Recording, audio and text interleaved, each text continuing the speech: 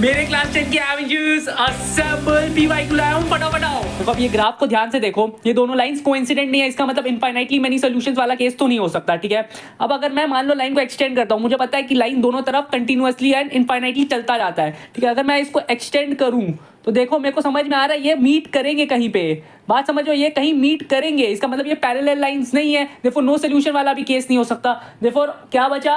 Consistent with unique solution, क्योंकि मेरे को पता है कि एक पॉइंट पे इंटरसेक्ट कर रहा है। एक पॉइंट पे इंटरसेक्शन मतलब क्या? यूनिक सॉल्यूशन होता है। सो ऑप्शन ए ही होगा आंसर। ऑप्शन डी को अगर ध्यान से देखो तो यहाँ पे लिखा inconsistent but can be made consistent, ये आपको सिर्फ कंफ्यूज करने के लिए दिया है। क्योंकि देखो लाइन जब भी है तो आपको तो पहले ही दिमाग में आ जाना चाहिए इनफाइनाइटली एक्सटेंडेड लाइंस, तो आपको तो दिमाग में पहले ही आ जाएगा कि यार ये तो यहाँ पे मीट करेगा।